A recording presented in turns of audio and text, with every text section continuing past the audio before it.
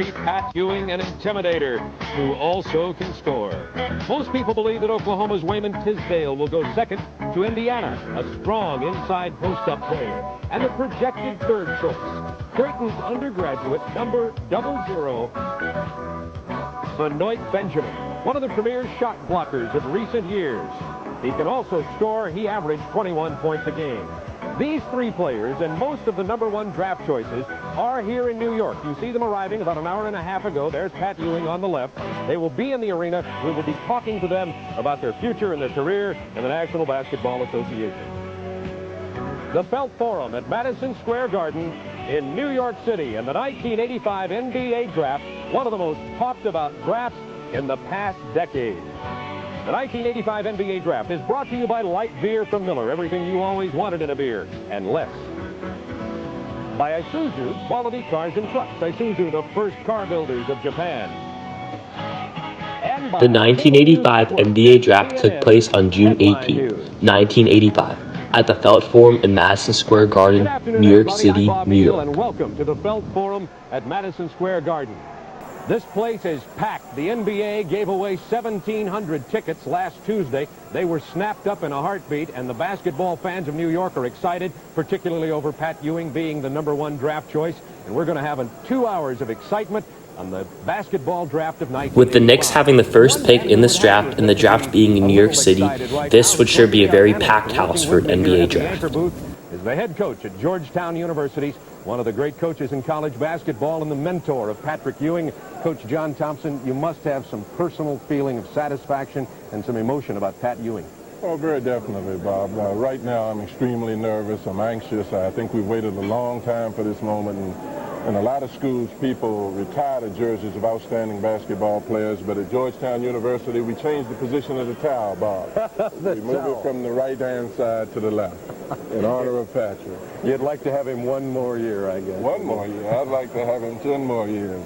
Well, John, I know that from your seeing a lot of these college players and from your understanding as a player in the NBA and now coach in college, you're going to be telling us about that difficult transition from college to pro on each of these players as they come up.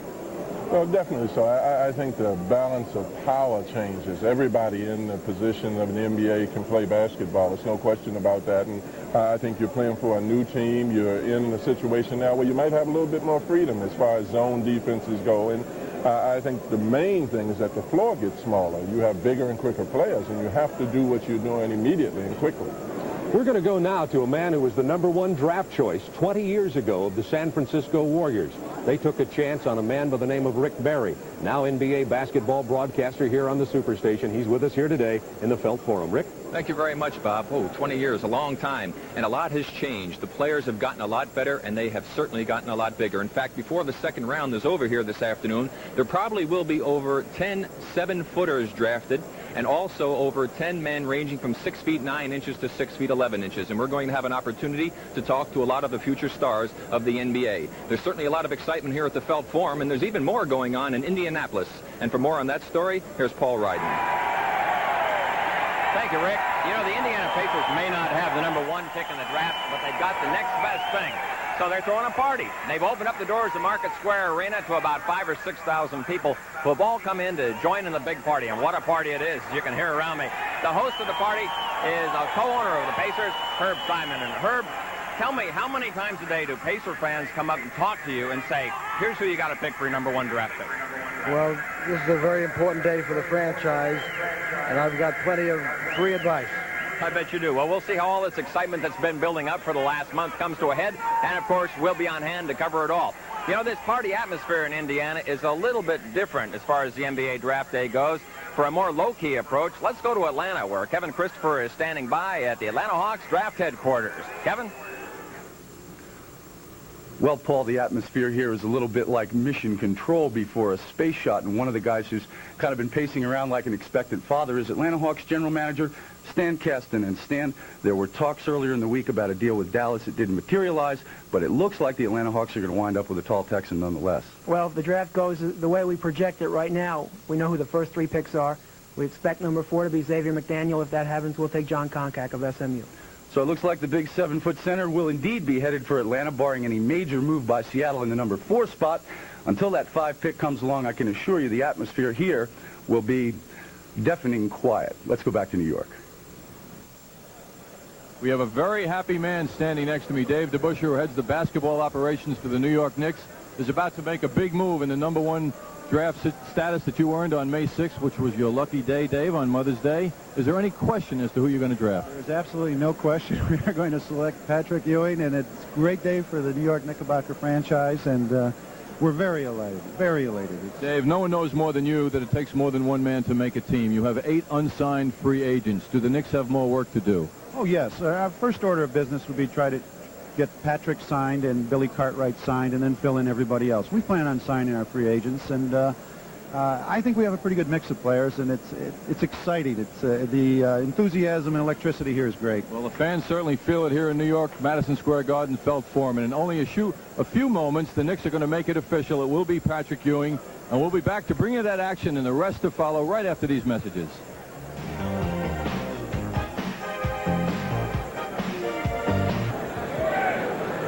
There were some trades that took place today. Matter of fact, took place yesterday prior to midnight that we thought we would update you before we started. Okay, so these are some transactions that happened before the first pick in the draft. So Washington traded Greg Ballard to Golden State for 85 and 87 second-round picks. Detroit traded D. Roundfield to Washington for Rick Mahorn and Mike Gibson. And Chicago traded S. Johnson, an 85 second-round pick, to San Antonio for Gene Banks. These were some very big transactions, and this shows how the draft can be very big turning points for franchises, and a lot can happen at the draft. The order of draft, the all-important order of draft. Of course, the Knicks were first thanks to the lottery that was held on May 12th. The 7 worst records in the NBA held a lottery, and that lottery ended up with Pat Ewing going to the Knicks. But let's look now at the way the rest of the draft goes. That order is determined by the winning percentage during the NBA. Okay, so this is the current order of the first-round picks in this draft. Through Sacramento. There you might look for Atlanta to take Concac. Sacramento's looking at possibly Joe Klein, as both of those teams need big men. Also in the first round, when you get past round 6, you go to Golden State. A lot of people think Chris Mullin will go there. Dallas needs a center. They may not get the man they want, a center that they think can be a franchise builder. So Dallas has 8 and 16 and 17 in this first round, but they may not get the man they really need. As we continue with the first round selections, after Washington picks 12th, you go to Utah. Utah might take Keith Lee, the 6'10 forward from Memphis State, who did not play so well in the NCAAs, but they still think very highly of his talents. And there you see the 2 other picks from Dallas. Detroit may be looking for a power forward like Terry Catledge, the 6'8 forward from South Alabama. As we get down past 18, we get into the teams that finish pretty well, except for Portland. As you see, in Portland had made a trade to end up with the last pick. Houston needs a point guard to go with their Twin Towers, and a lot of people think they may take Sam Benson out of Michigan State. Milwaukee, L.A., Portland. Portland may go for Oregon State's A.C. Green. And, of course, all these teams have specific needs that they need to fill and players that they need to fill in a specific role in their team, and it'll just depend on who comes up to what at what time for that. And now let's go to the commissioner of the National Basketball Association to get started with the first pick in the 1985 NBA draft. Here's David Stern. Here's the commissioner, David Stern. To our fans here at the Felt Forum, to our fans in attendance at NBA team headquarters across the country, and to our national television audience on Superstation WTBS, welcome to the 1985 NBA Draft.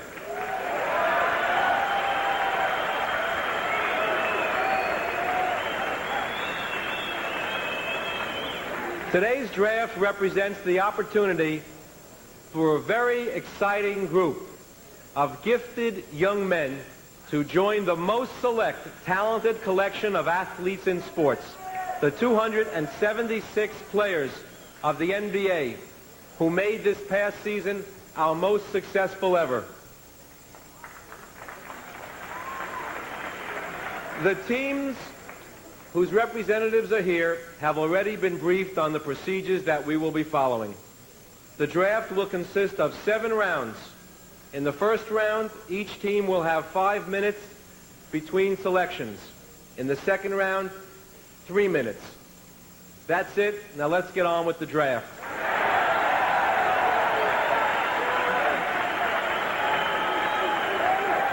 I call on on the New York Knicks to make the first pick.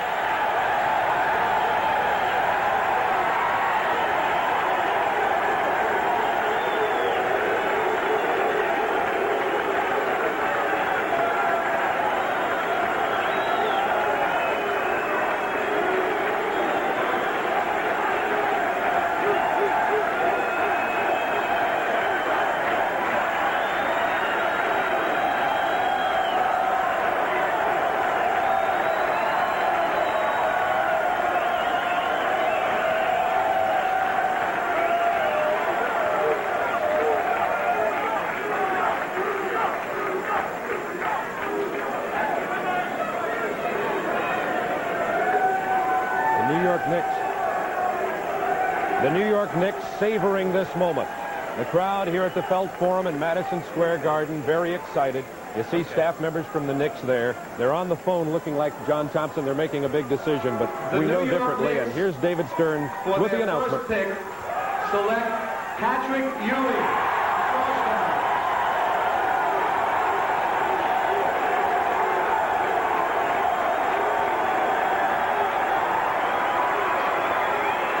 Well, the New York fans, John Thompson, are very excited about Patrick Ewing. As you watch him walk for this moment that he's looked forward to, what's on his mind right now, you think? Well, I think probably if he didn't have so much pride, he'd be ready to cry. And I think also Patrick had a great deal of affection for his mom and dad. His mom has passed, of course, Bob, and I'm certain he's got her in his mind right now. Dave DeBusschere on the right, general manager of the New York Knicks, a great player in his own right in his day. David Stern on the left. I can't get over this New York crowd, Bob. How soon they forget. With the first pick in the 1985 NBA draft, the New York Knicks selected Patrick Ewing out of Georgetown University, and what a player he would be. First-team All-American, but John Thompson, statistics are not the story of Patrick Ewing. Definitely not. I think he epitomizes a team player, and I think that's the thing that's most important. One of the things that was said is about getting the talent to put around him, because I think Patrick has the unusual ability, Bob, of bringing the best out in people that he plays with. And that's the sign, in my opinion, of a great player. Patrick Ewing going to the New York Knicks. One of 7 children, came to Cambridge, Massachusetts from Jamaica at the age of 12, played soccer, goalie, could dunk when he was in 7th grade. And he's been a winner. His high school team won, his college team won, and they hope that the New York Knicks will win. When you talk about strengths, are you kidding? He has so many. He plays defense. He plays offense. He will be the center for the Knicks. And now let's go. Now coming up is a quick interview with Patrick Ewing. Well, Patrick, how does it feel? Feels great. I'm very happy that New York chose me in the draft. I'm happy to play in New York. New York is a fine city. It's a Big East city, so I'm sure we have a lot of fanfare. I'm just happy that to get everything to get this all over with. What's it been like for you since the lottery? Well, I've just been kind of calm down, you know, finish up school and just try to have some fun. Okay, what do you think that you can do for the New York Knicks next season? Well, I really don't know. I'm just going to go out there and play it as hard as I possibly can to try to help them to win. All right, you've seen Hubie Brown's style of play. He loves the aggressive defensive style. How do you feel you're going to fit into that? Well, I think I'll fit in very well. Coach Brown has the same philosophy as Coach Thompson. They both play trap defense. They are both stress excellent. I think that I'll fit in very well with his style of play. If you had to pick out one thing that John Thompson did for you in helping develop you for pro basketball, what would it be? Well, that's really hard to say. Coach Thompson helped me a great deal through his 4 years, so it's very hard to pick just one thing that he have helped me with. Is there any player that you particularly patterned your style after? No, I try to be my own man. I'm not trying to play like anybody else. I just play as hard as I possibly can. That's all I can do. All right, Patrick, I have to ask you this. I would be remiss if I didn't. You are basically being hailed almost as the second coming here in New York, and the press in New York has been known to put a lot of pressure on players who perform in the professional ranks. How do you feel you're going to be able to handle that pressure that's put on your shoulders? What pressure? Well, that's a good answer. I like that. And the biggest question of all, I'm sure that all of the fans in the background who can hear cheering for you are you going to be able to play without your T-shirt? Well, we talked to the commission about that. I'll play without the T-shirt if I have to. I'm just happy that this is all over and I'm ready to get next season started. Okay, do you anticipate any problems with signing the official contract? Talk to my lawyer about that. Okay, Patrick, good luck to you. We're all looking forward to seeing you, and welcome to the NBA. Thank you. Now let's go back to Bob. Thank you, Rick Barry, Patrick Ewing, and John Thompson. One of the things that you talked about a great deal when Patrick was in college was about dealing with the media, about interviews, about concentration, and this is his first interview, his first media here in the heart of Media City, USA, New York. How do you feel about that and about Patrick handling that as he comes to this particular city? I think Bob he'll do pretty well considering the fact that he's been sheltered at Georgetown. He didn't seem sheltered there. No, I don't think so either. It's very hard at this time for me to comment on Patrick. That was a very touching moment for me because there are a lot of personal feelings involved with it. I think Patrick is very capable of handling himself. The function of education is not to form a dependency, but to prepare a person for what they're going to encounter later on. And I certainly think Patrick is ready for that. And I think, Bob, people make a mistake in looking at what happens to a person in college. Patrick did some things in high school that were attributed to a high school student. He did some things in college that are attributed to a college student, and now he's going to be a professional, and I think he'll do it extremely well. But I feel like old Mother Hen. I felt like crying when you see what's happening now for him, and because I don't think that anybody deserves as much as this kid deserves. And I'm going to tell you something else, and I want you to remember me saying yes. He's a better offensive player than people think. They talk about the defense, and I think he does that extremely well. But this kid is a better offensive player. John Thompson ruined his offensive game. But he signed number 1, and now we're ready, I understand, for the second pick of the 1985 draft from Indiana. Here's David Stern again. The Indiana Pacers select Wayman Tisdale from Oklahoma. Our representative in New York. Gentlemen, the moment of decision. Thank you. On behalf, Wayman Tisdale.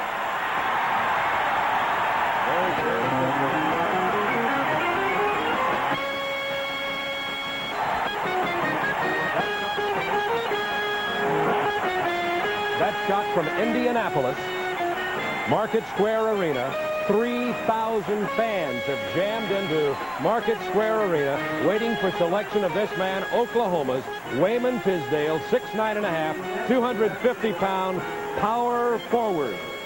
With the second pick in the 1985 NBA draft, the Indiana Pacers selected Wayman Tisdale out of the University of Oklahoma. Score inside, John Thompson. Without a doubt, Bob, he has an unusual ability to score, particularly from the posted position, and I think he's got to make a little transition to coming out of the corner on the dribble, coming out of the corner with the jump shot, but he's a great player and a great personality and competitive, and I don't think that that'll be a transition at all.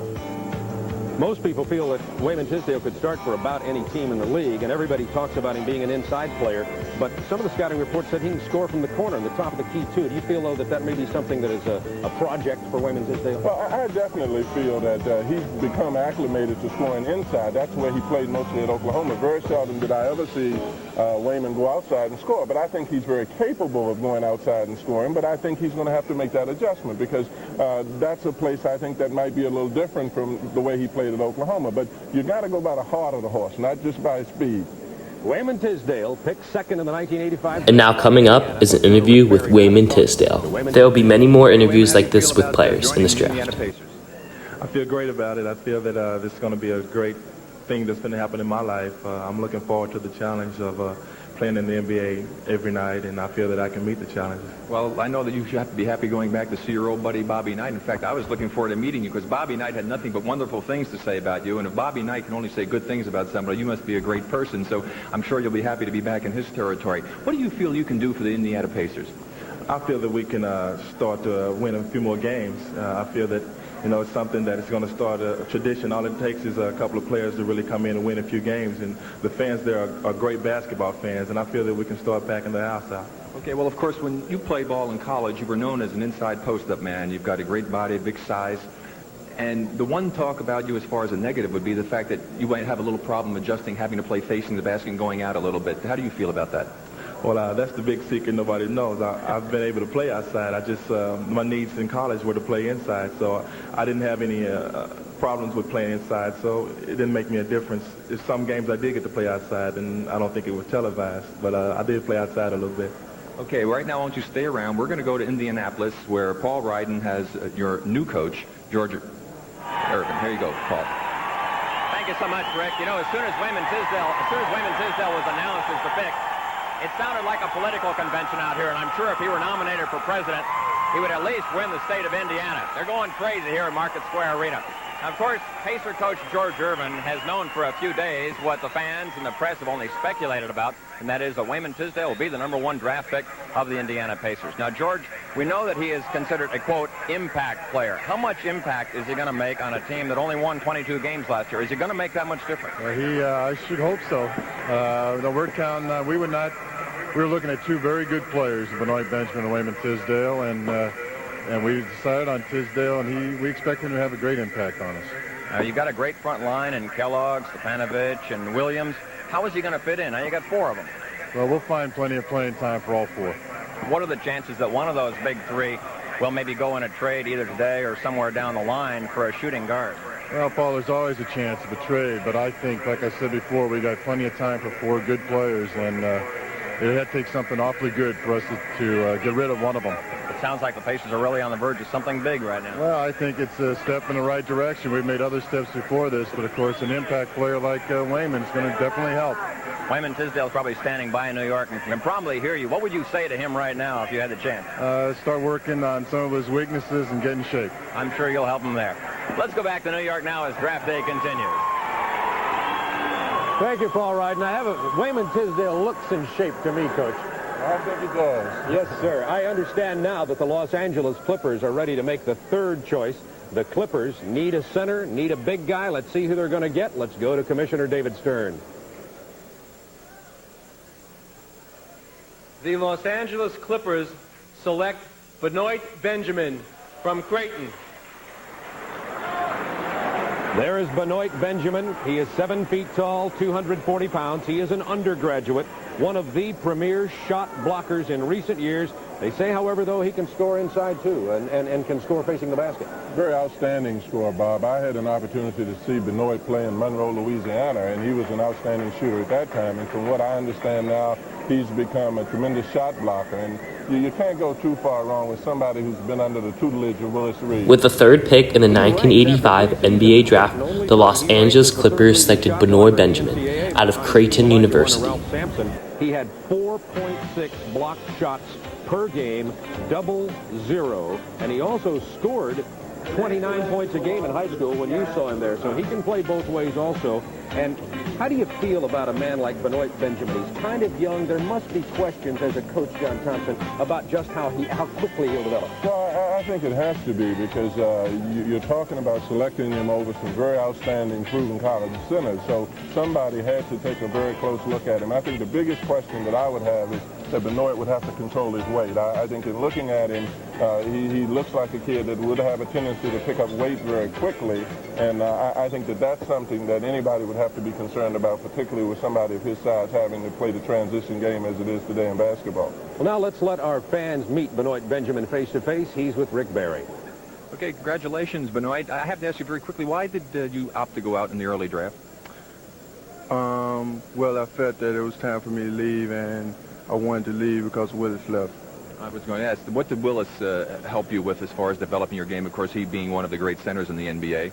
Well, he helped me as an overall athlete and as a person, and I really contributed my success to Coach.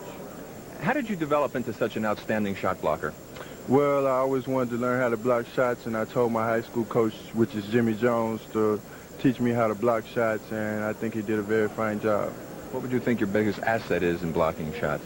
Well, I think I have good timing, and I think that it's an integral part of my game, and it does turn me on. What are you most concerned with as far as adjusting to NBA style of play? Well, I think I have to work a little on my position defense, and I'm just hoping that I can get in the league and work hard. How do you feel about the fact that, and Patrick answered the question about the pressure, what pressure, but they feel that you're the type of player that a team can build its future around. How do you feel about that? Well, I think that it's great. It's a great feeling, and I just want to be an integral part of the Los Angeles Clippers. Well, we wish you the best of luck, and welcome to the NBA. Okay, thank you. Now let's go to Kevin Christopher with an update on the Atlanta situation. All right, Rick Barry, the War Games continue here at the Omni. Joining me now, one of the most electrifying players in the NBA, the star of the Atlanta Hawks, Dominique Wilkins. Dominique, your thoughts on the almost certain acquisition of John Koncak? Well, as you well know, we always need a center, especially a center who can score and rebound. He, like they say, he led the conference in rebounding, and you can't overlook that. So I think he'll be a big asset to our team.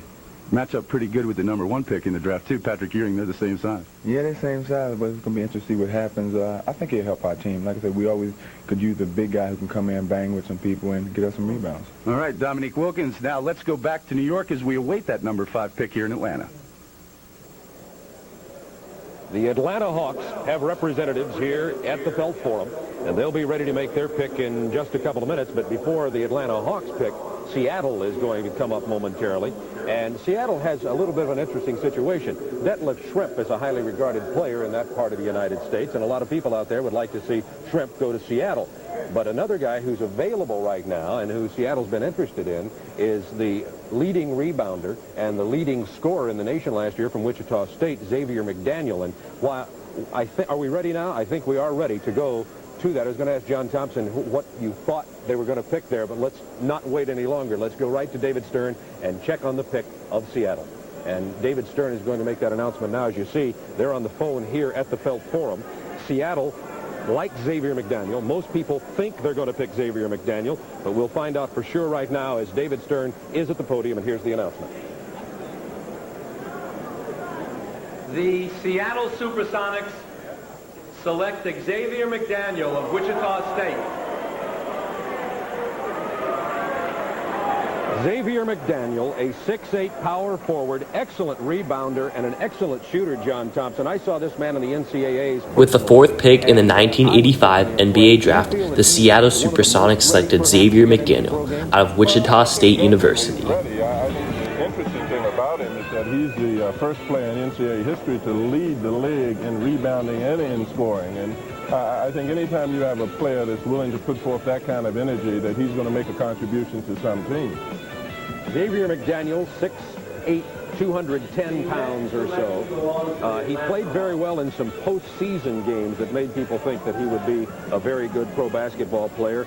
Most people think he can come in and score, and they have a toughness about him, as I understand, that could be really critical. Competitively tough. That's the thing that you hear the pro scouts say about Xavier, is that he's competitively tough. And as I said, that the court gets smaller in the NBA because of the size and the quickness of the players, and you need people. Projects get coaches fired. You always hear people talk about potential, Bob, but potential, life expectancy of a coach in the NBA is a little under 5 years, I would say, and potential is good for the next guy. You want somebody that can play now, and I think Xavier is one of those people who will be able to contribute immediately.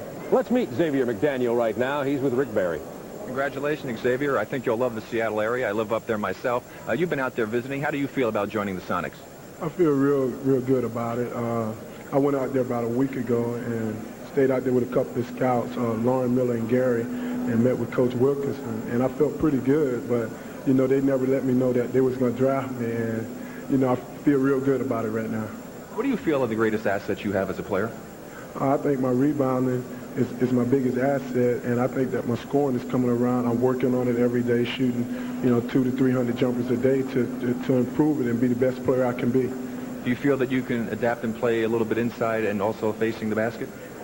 Yeah, I would like to play inside.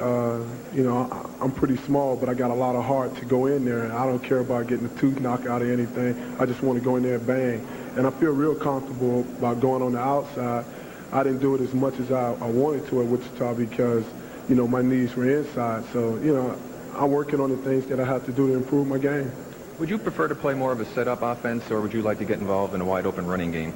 Well, it all depends what the coach wants. If the coach wants a running game, then I can adjust to that. Then if we don't have that, he want to go to a half-court game, then I can adjust to that too. And Coach Smithson was the type of coach that wants you to be able to run the floor every night and then be able to set up the offense. And you know, just by playing with him, I should be used to anything. Well, that's a terrific attitude. Good luck to you, and also welcome to the NBA. Now let's go back to Bob.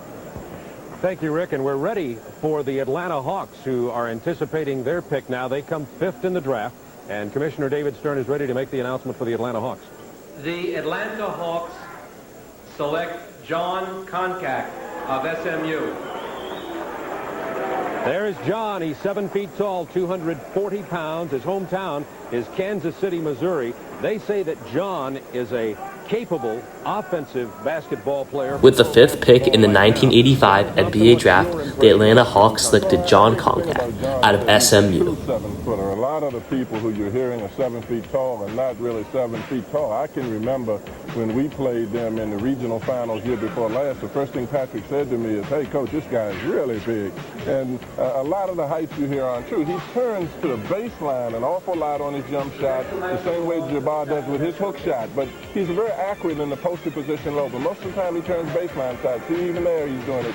That was the scouting report we got. I think he's a fine player. I think he needs to improve, as all of these young men do, on a lot of things, and that will happen. John Koncak, a senior, he outscored Arkansas's Joe Klein 30-29 and out-rebounded him 13-12. But Klein and Koncak are pretty comparable, and it'll be interesting to know about why the Hawks wanted John Koncak. And to do that, we're going to go to Atlanta, Georgia now. And there is Kevin Christopher to put that question and some others to Atlanta Hawks coach Mike Fratello. All right, Bob, thank you. Of course, Mike Fratello, the head coach of the Atlanta Hawks. Quite simply, you wanted him, you got him. Well, he's a center who can, Kevin, help us in a lot of different areas. We can throw him the ball down low. He can score in the post-up area, as John Thompson just mentioned. You know, rebounding-wise, he broke the record. He has more career rebounds in the Southwest Conference than LaSalle Thompson or Akeem Olajuwon, both who have come into the NBA and done fairly well. The other thing is it gives us great flexibility up front. We can now take a player like Kevin Willis, play him at the big forward position. We have Rollins and Koncak at the center spot, Willis at the big forward position, and it gives us a lot of maneuverability. Okay, now as we look right here, Koncak, welcome to the NBA. Now, how does this change the status of these guys, your pending free agents?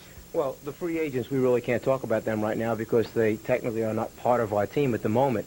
So as we look at our team with Rollins and Koncak at the center spot, Kevin Willis, Levingston at the big forward position, we have Antoine Carr and Sly Williams at the small forward spot. It now enables us to take Dominique Wilkins, who we did some experimenting with last year in the backcourt, and play him as a big guard along with Randy Whitman, Doc Rivers at the point guard spot. So we have a lot of athletes now, a lot of big people up front, and I think it helps us move in the direction we want. All right, Mike Fratello, thanks very much. Let's go back to the Felt Forum. All right, John, how do you feel you will fit in with the scheme of things down in Atlanta, having visited with them recently? Well, I think they need a little help inside, and I think I can go in there and rebound and do some of those things. And I'm just really grateful to get this all over with, and I've worked hard to put myself in this position, and I'm just looking forward for good things. Now, you have had some outstanding games in your college career against some of the name players in the NBA. Of course, Akeem Olajuwon, you outplayed him as a junior. You had a very outstanding game against Patrick Ewing, the #1 draft choice. Why is it that you play so well against the tough opponents in the big games? Well, I think a lot of times I just keep working hard at it, and sometimes when I was a sophomore and junior, people overlooked me and really didn't think I was very good. So I've come a long way, and I think Patrick and Akeem could attest that, I think I'm in their league, or maybe not up there yet, but I'm worked hard to get here, and I just work hard at it, and good things happen. Now, you have been compared perhaps to another Kevin McHale type, and I think he is one of the great players in the NBA. How do you feel about that comparison? Well, I'm very honored to be in that kind of company, and I think if I work hard, and I know I've got long arms like he does, and if I can play like him, I'll be very happy. Okay, thanks very much, and welcome to the NBA to you as well. And let's go back to Bob. Thank you, Rick. Sacramento is next in the pick. They are 6th. That came out of the lottery, of course. Sacramento finished with a record of 31-51. Sacramento, of course, formerly the Kansas City Kings, and I believe we're ready with that pick. And let's go to the podium once again, and NBA Commissioner David Stern. The Sacramento Kings select Joe Klein from Arkansas. Joe Klein, 6'11", 255 from Slater, Missouri.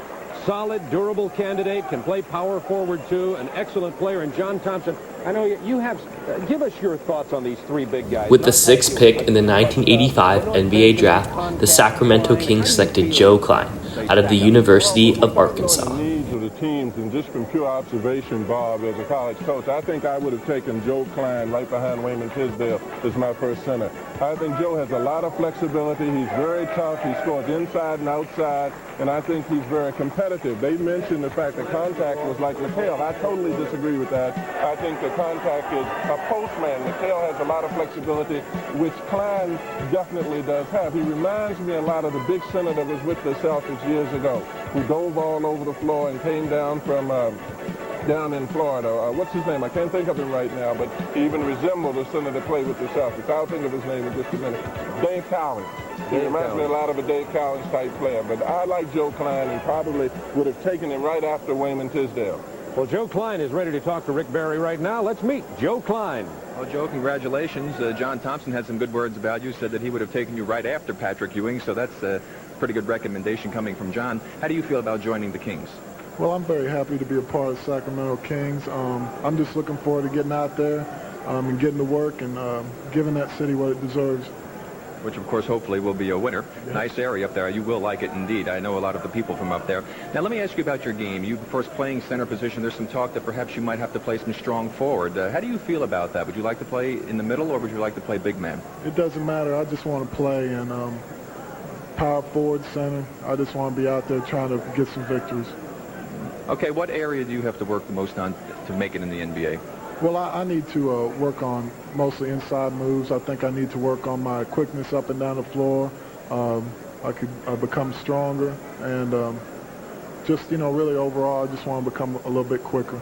Well, again, to you, same thing. Welcome to the NBA. And right now, let's go to John Andres at the Dallas Maverick table. Okay, the next pick is Golden State and then Dallas, and we have Dallas's representative here, Rich O'Connor, a scout for the Dallas Mavs. What do you think is going to happen next, Rich? Well, from what I gather, Golden State has already announced that they're going to take Chris Mullen. So that leaves us in a situation to either take Delaware Shrimp or Karl Malone. And I think either one of them will be a great choice. You're getting orders in your right ear? Not yet. I think the brain trust is still mulling them over. I know that we are surprised that Shrimp has lasted to selection number 8. You're talking about a guy who's 6'9" and can play second guard, small forward, big forward. A lot of versatility, a lot of comparison to Larry Bird. And I think if we wind up with him, that's one heck of a player. Well, you also have 16 and 17 on the first round to think about, so you can afford to be a little carefree. Yes and no, because there are certain players that you want to make sure you can get that fit into your club, and I think Schimpf fits in well. I think we're going to try at 16 and 17 to get somebody big. Our center spot is probably our biggest vulnerability, and to get somebody to be a frontline guy, a starter, would be terrific. Shrimp has long-term appeal, doesn't he? Oh, he sure does. I mean, all year long, he was one of those players that people questioned, and I think in the postseason tournament, he played excellent basketball. John, he has terrific range, and I think for a guy his size, you'll see he's equally on par with Bird or Johnson as far as a passer. Okay, Rich O'Connor. We'll see what Golden State does next. Let's go back to Bob Neal now. Thank you, John Andres. Next up will be Golden State. Then Dallas will make their picks. And we will continue with our coverage of the 1985 NBA Draft on the Superstation right after this.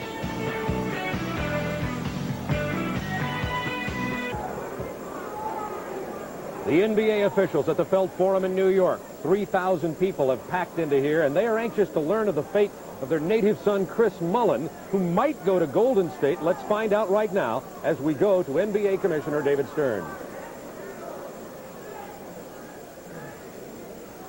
The Golden State Warriors select Chris Mullen from St. John's.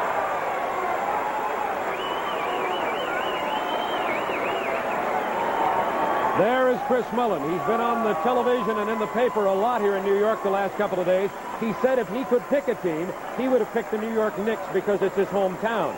But he said he'd be happy to go wherever he can go and play. Golden State needs the big guard. With the 7th pick in the 1985 NBA Draft, the Golden State Warriors selected Chris Mullen out of St. John's University. Well, I'll tell you how I feel about him, Bob. I always liked Al Adams, and I love him now because I don't want to see Chris Mullins again in my life. I'm glad he's on the West Coast, and I won't have to see him. I think he's an outstanding player. He's improved in college. He always was an excellent shooter, and he's an outstanding passer. They compare him to Larry Bird, a big white guard who's not as fast or as quick as some of the prototype players. How do you feel about him compared to a Larry Bird? Well, sometimes I think comparisons are odious, and I think Chris is just an outstanding player. I don't know that any kid in college can be compared to what Larry Bird has already accomplished, but I think at the same stage, he's as good as anybody who's played his position. He's competitive, and he adapts. You talk about his speed. Again, I go back to the fact that somebody told me when I was in Lexington, Kentucky, when I was asking about the attributes of a racehorse, they said you can never tell his heart. And Chris Mullen says, reflected the fact that he's got a heck of a lot of heart. Well, Chris Mullen is going to be playing on the West Coast at the Golden State Warriors. And now let's meet Chris Mullen once again, and here's Rick Barry. Okay, Chris, some very nice words coming in from John Thompson. Of course, you've heard a great deal of criticism about the fact that, well, he's real slow, he doesn't have a quick step, he can't do this, he can't do that. What do you think about all of that criticism? Well, I think the questions are rightfully so, and moving up to another level, I have to prove myself all over again. Well, what do you think are your biggest strengths and also your weaknesses? Well, I think my biggest strengths would be shooting the ball and court awareness and, making the other players on the floor better. And weaknesses, my quickness and defense, but that's something, you try and stay away from your weaknesses. Well, I have some quotes from a man by the name of Larry Bird who had some things to say about you, that you have a great first step, you get great position, and he went on and on saying marvelous things about you, and certainly I think that you are that type of a player and you should do quite well. How do you feel about not being able to play here in the East and having to travel all the way out to the San Francisco area? Well, it would have been nice if I could stay home in New York, but I'll make... I'm going to make the best of my situation. I'm looking forward to it. Have you visited with Golden State? No, I haven't. Okay, well, good luck to you out there, Chris. We wish you the best, and I know that you'll be an outstanding pro. Nice to have you in the NBA. Let's go back to Bob Neal.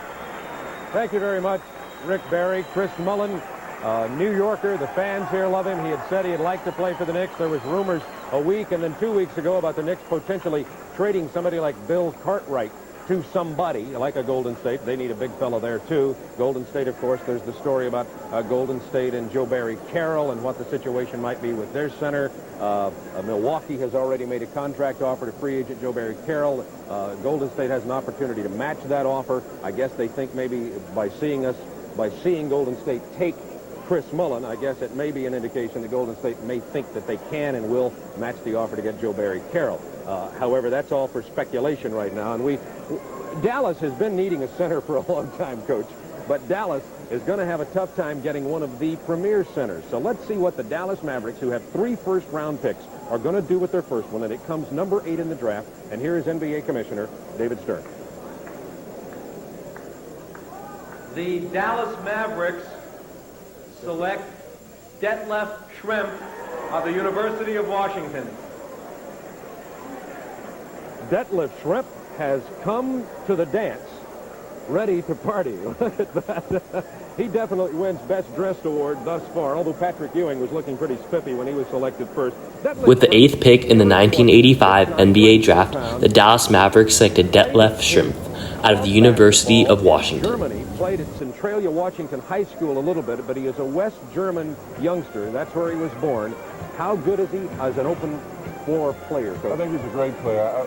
The person that he reminds me of is right here with us today, Rick Barry. I saw him play. We played in the Western Regional, and I had an opportunity to see him play, and I definitely thought that he reminded me an awful lot of Rick. He can score outside, he can score inside, he runs the floor well, and he defends reasonably well. So I definitely liken him to Rick Barry. Lute Olson, the coach at Arizona who had to play against him, said he wished he had stayed in Germany and not suffered a soccer injury younger because he played so well at Washington. I guess the only other thought that I'd like to hear from you about that is when you talk about a multi-position player, how important is it that he go to a team that can use his best strengths? Well, I think it's very important, but I think it's also very important for everybody to realize that he can, by playing many positions, it doesn't matter as much what team he goes to because he can fill so many voids. When you have a guy that can play 2 or 3 positions, if you come up with an injury, if you come up with a surprise, a player like this is able to fill in. So a versatile player is worth many players at one time, and I think that's why he's so valuable. So Dallas, picking 8, did not find the opportunity to go get the big center that they desperately need, but they do find one of the complete full-court players in Detlef Schrempf. And let's go to Rick Barry now, the man that John Thompson compares to Detlef Schrempf and Rick Barry. What do you two fellas think about that? Well, Detlef, John Thompson said that he compares you to me when I played ball, and I certainly feel that you are an outstanding player, and I feel honored by the fact that we make the comparison, because I do think you can play so many different positions and probably have more overall ability than I do. What do you feel is really your strength? Would you like to play a big guard position or the smaller, strong forward? Well, to start out with, I probably will play a small forward and later on maybe a taller guard, as I call it. And my strength is probably my overall performance, that I do a lot of things well. Well, how do you feel about going to Dallas? I know you didn't visit them, and you probably didn't have any idea of exactly where you would wind up. Well, I haven't even talked to them yet, so I'm a little surprised, but I'm very excited about going to Dallas. I heard a lot of good things about him. What do you feel will be the biggest adjustment you will have to make going into pro ball? Just get ready for the professional lifestyle and adjust to that. Were you disappointed that the Seattle Supersonics didn't choose you, having played ball at the UW? No, I'm happy this way. All right, well, the best of luck to you, and we wish you well in the NBA. Welcome to the ranks. Let's go back to Bob. Thank you, Rick. 8 rounds of the 1985 NBA draft have already taken place. There have been absolutely no surprises thus far. Patrick Ewing went to New York. Tisdale to Indiana. Benoit Benjamin went to the L.A. Clippers. Xavier McDaniel to Seattle. Atlanta took offensive center John Koncak. Sacramento went with Joe Klein of Arkansas. Chris Mullin, the New York favorite, went to Golden State. And as you just saw, Detlef Schrempf to Dallas. And the next pick is going to be the 9th pick in the draft, the Cleveland Cavaliers. And let's go to NBA Commissioner David Stern again.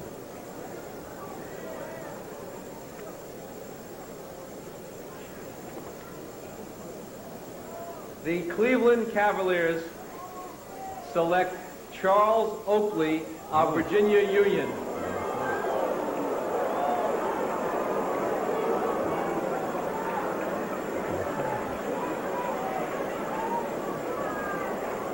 So Cleveland has selected... With the 9th pick in the 1985 NBA draft, the Cleveland Cavaliers selected Charles Oakley out of Virginia Union University. Thompson, I just finished saying there had not been any surprises thus far. Does this surprise you that Charles Oakley goes to Cleveland? Well, it definitely surprises me, because you hear all the speculation beforehand, and you hear so many people going, and Oakley wasn't one of the names mentioned. But again, Bob, we have to be very careful, because I smell a rat now. I think that we're going to have a lot of dealing and wheeling, a lot of trading going on, and I'm just very suspicious as to why Cleveland took this young man. Although he's an outstanding player, a strong player inside, he played in a great program at Virginia Union. A lot of people don't expect Virginia Union and CIAA to be that tough, but Earl Monroe and a lot of other good people came out of CIAA, and from what I heard of Oakley, he's a tremendously powerful player. But I kind of smell a rat now. I think that everybody's getting cute, and we're going to have some dealing done.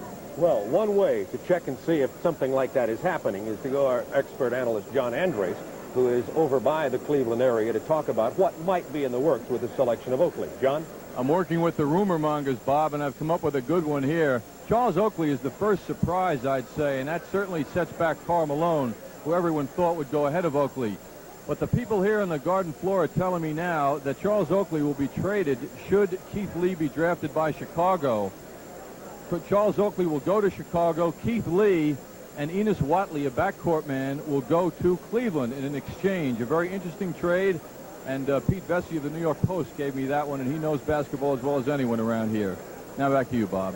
Okay, thank you, John. And John Thompson had made some speculations about that also previously. We'll talk a little bit more about that when we return. Chicago picks number 11, but coming up next will be the 10th pick, and that'll be in the hands of the Phoenix Suns. So stay with us, and we'll continue with our coverage from the Feld Forum at Madison Square Garden in New York for the first surprises of the draft, and that is Cleveland selecting Oakley. And now Phoenix is going to draft, followed by Chicago. I might say the NBA rules do not allow trades on draft day. There's a midnight the night before deadline, but a team can agree to draft a player, and another team agrees to draft their player, and then they can swap later, and that apparently might be happening with Cleveland and Chicago, with Chicago maybe going for Keith Lee. Well, it doesn't allow drafting, but it certainly doesn't prohibit you from rumors. And I think one of the things that I found out last night in the lobby, you hear all kinds of rumors, and I heard that Keith Lee would go in this position to Chicago, and Chicago would trade Lee and Watley for Oakley. And there is David Stern.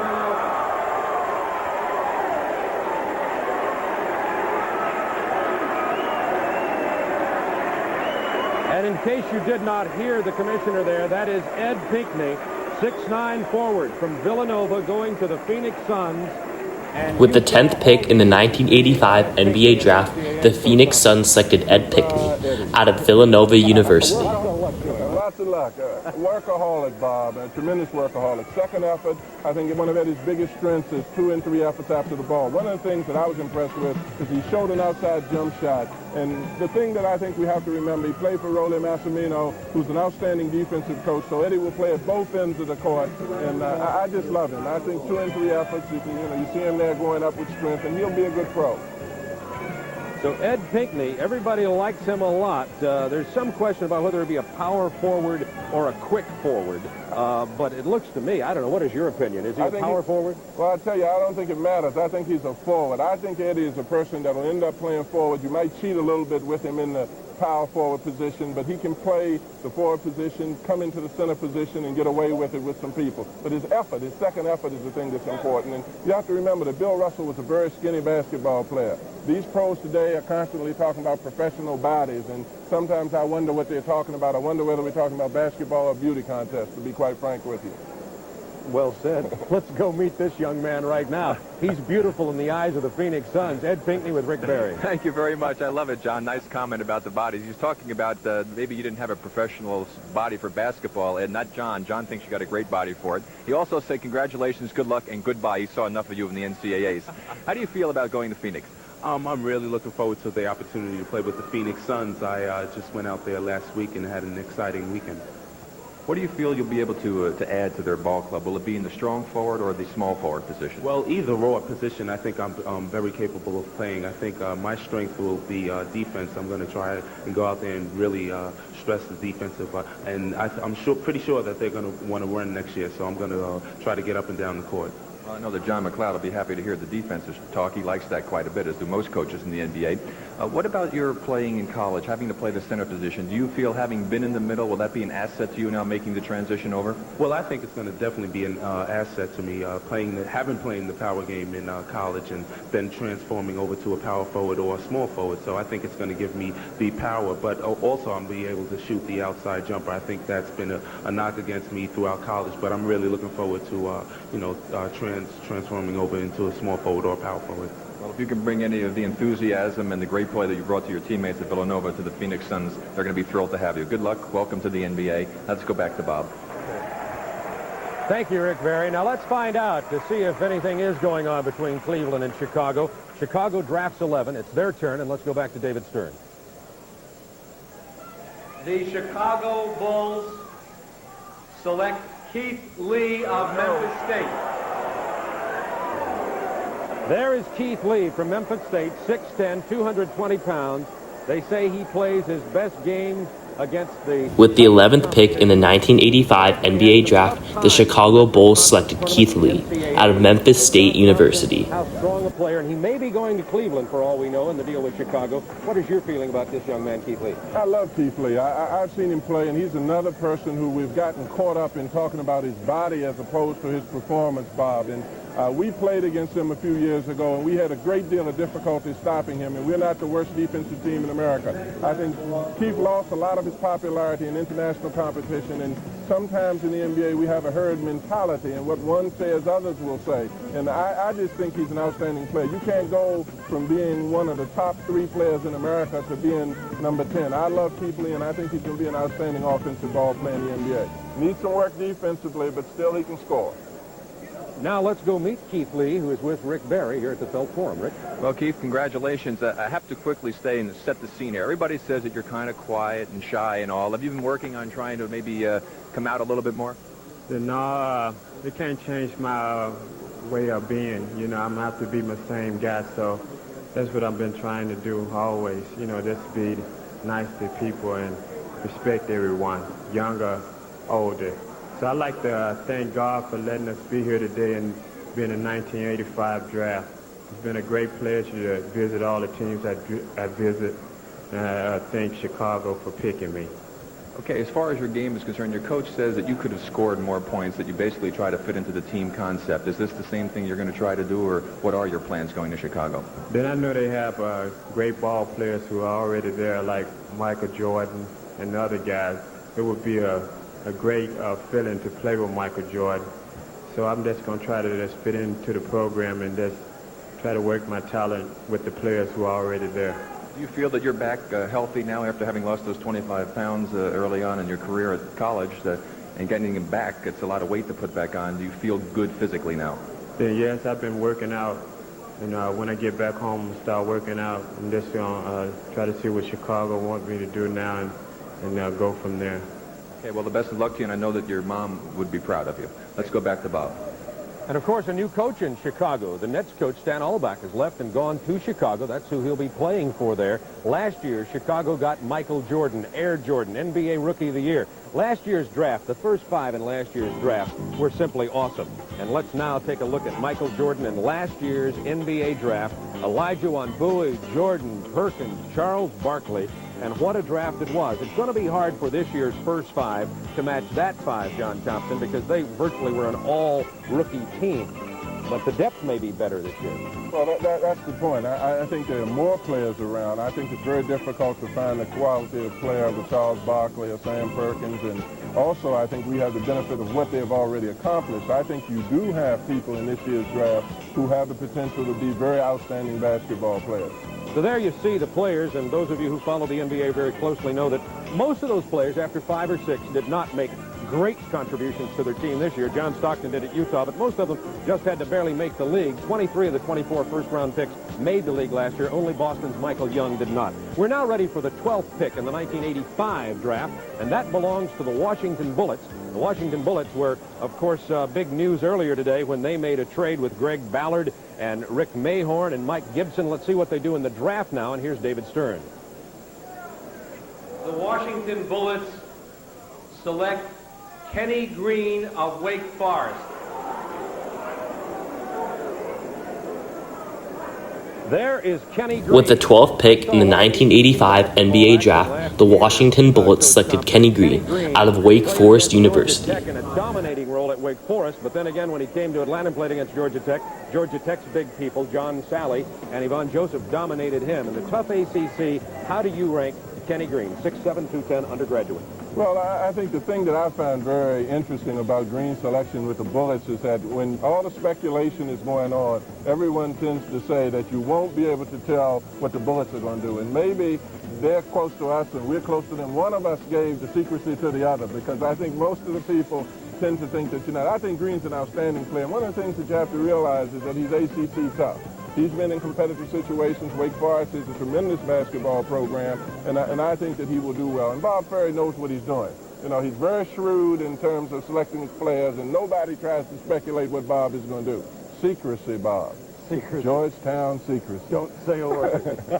Coach John Thompson from Georgetown. It's a lot of fun working with you. They call it paranoia when I do it, though, Bob. They call it secrecy when Bob Ferry does it. You need to go to your towel again. The coach brought his towel here. I think I do. I really think I do, because I find this extremely interesting. I think Keith Lee better check with Cleveland instead of checking with Chicago, though. Before he gets his plane ticket. We're going to continue with our draft right now. We want to take time out for just a short message to tell you something we think will be of interest to you. If you are an NBA season ticket holder, you know that there is no better entertainment than the NBA and basketball. What a great season the NBA had. You can guarantee yourself the best seats in the house with an NBA season ticket. Just call this number, and we'll send you all the information you need to get your home team season ticket. Call 1-800-257-1234 for your home team brochure. Now, some teams can already be sold out, so call 1-800-257-1234 right now and see why America's game, NBA basketball, is fantastic. The NBA on an uptick. What a great playoff series with L.A. and Boston. More interest in this 1985 draft than any draft in recent years, and already we've had a lot of excitement at the Felt Forum. The 3,000 or so who are gathered here might be here watching a basketball game the way we've heard the cheering and the hoopla that goes on. So now let's get moving with the draft. Utah is set to come up next. They will be picking 13th. As we just told you a moment ago, Washington picked Kenny Green from Wake Forest. But before we go to the next pick, let's go to Rick Barry. Rick? John, I'd like to ask you something, and going back to your talk about the body, which I thought was a great comment. Bill Russell, of course, didn't exactly have the type of bodies that they're talking about, my partner on the broadcast. What do you look for in selecting a college player? Well, I think, Rick, one of the most important things is selection of hands. I think quickness is important. I think coachability is extremely important. A lot of the young men, I was impressed with what Tisdale said, that people question whether I'm able to play in the corner, but I did that which was asked of me. I think that's a very important thing for a player to be able to take direction. And quickness, speed. The Vid Auerbach used to say, you cannot push what you cannot catch, Rick. I think quickness is very important, more so than strength. Okay, John Thompson, we're about ready now to go to Utah for a moment. Karl Malone selected by Utah, and there you get an insight into the real people that these basketball players are. More than machines, more than entertainment pieces, but real people, and you just saw a look at it. We're going to come back and continue with the 1985 NBA Draft right after this. If you've put off planning your summer vacation, waiting for a low airfare to fall into your lap, American Airlines has something special in the air for you. American Airlines Ultimate Super Savers. Good to all our destinations in the continental U.S. Discounts up to 70%. Fares from $39 to $149. So get moving before your summer vacation passes you by. Something special in the air.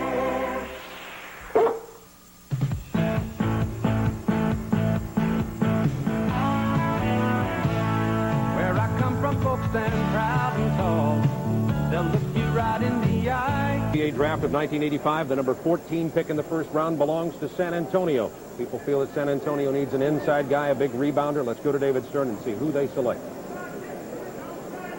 We find out David Stern is not ready yet, but San Antonio, they say, needs a big guy and an inside player. I got to see San Antonio in the NBA playoffs this year, and they were all banged up. They certainly need some depth. They could also use a big guard. Let's find out who they get now, and here is David Stern.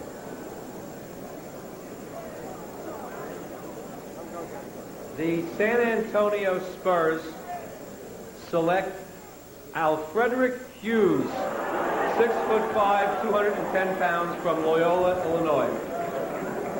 Alfrederick Hughes. With the 14th pick in the 1985 NBA Draft, the San Antonio Spurs selected Alfrederick Hughes out of Loyola University, Chicago. What's your feeling about Hughes and possibility of San Antonio taking this young man?